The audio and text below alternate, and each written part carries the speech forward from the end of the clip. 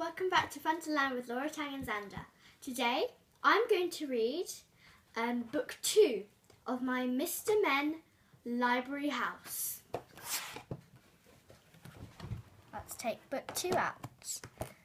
Okay, so last time I read book 1, which was Mr. Tickle, and this time I'm going to read book 2, which is called Mr. Greedy. Ooh, Mr. Greedy by Roger Hargreaves.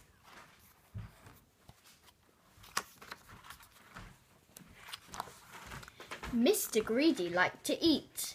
In fact, Mr. Greedy loved to eat, and the more he ate, the fatter he became. And the trouble was, the fatter he became, the more hungry he became. And the more hungry he became, the more he ate. And the more he ate, the fatter he became. And so it went on. Mr. Greedy lived in a house that looked rather like himself. It was a roly-poly sort of house. One morning, Mr. Greedy awoke rather earlier than usual. He'd been dreaming about food as usual, and that had made him wake up feeling hungry as usual. So, Mr. Greedy got up, went downstairs, and ate the most enormous breakfast. This is what Mr. Greedy had for his breakfast.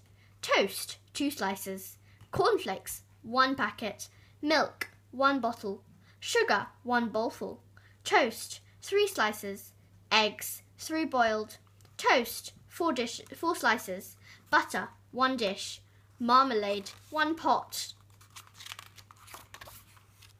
When he had finished his enormous breakfast, Mr. Greedy sat back in his chair, smiled a very satisfied smile, and thought, "That was a delicious breakfast." He thought to himself, "Now, I wonder what would be nice to have for lunch." He decided in order to work up an appetite for lunch, he would go on a long walk.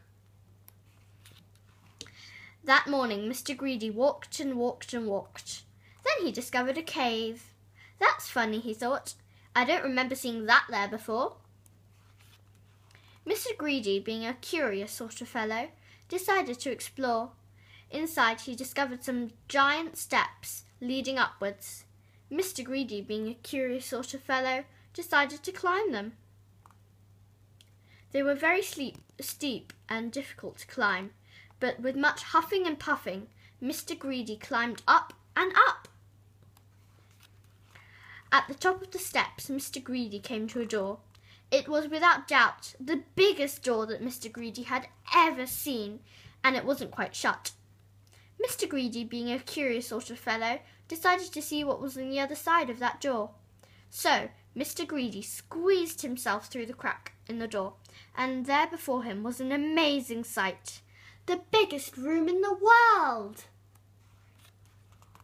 The floor was as big as a field. The table in the middle of the floor was as big as a house, and the chairs around it were as high as trees. Mr. Greedy felt small. Then he sniffed. Coming from somewhere on top of that gigantic table was the most delicious foody smell that Mr. Greedy had ever smelt. Mr. Greedy sniffed again, and then he decided he must get onto that table, so he began to climb up the leg of the enormous chair. It was very difficult, and it took him a long time, but eventually Mr. Greedy stood on the table. Everything was larger than life. The salt and pepper pots were both as big as boxes. There was a bowl of fruit on the table, and Mr. Greedy tried to lift one of the oranges. And Mr. Greedy, being Mr. Greedy, took a bite out of one of the apples there. And then he looked round. Over on the other side of the table stood the source of that delicious smell, a huge, enormous, gigantic, colossal plate, and on that huge, enormous, gigantic, colossal plate, the sausages the size of pillows, and a huge, enormous, gigantic, colossal potatoes the size of beach balls, and huge, enormous, gigantic, colossal peas the size of cabbages. Mr. Greedy hurried along the table before the plate, and being Mr. Greedy, began to eat. Suddenly, a shadow fell across the plate, and Mr. Greedy found himself being picked up by a giant hand and looked into the eyes of a real live giant. And who, thundered the giant, are you? Mr. Greedy was so frightened that he could only just manage to squeak his name. Mr. Greedy, he squeaked. The giant laughed, a laugh as loud as thunder. Greedy by name and greedy by nature, he bellowed. Well, I think, Mr. Greedy, that you need to be taught a lesson. And what a lesson it was. The giant made Mr. Greedy eat up everything on that huge, enormous, gigantic, colossal plate.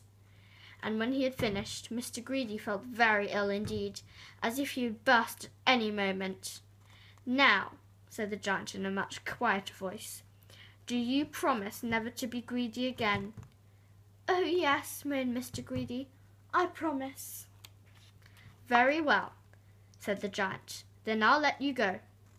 Mr. Greedy climbed down from the table and went out through the door feeling very fat and very miserable.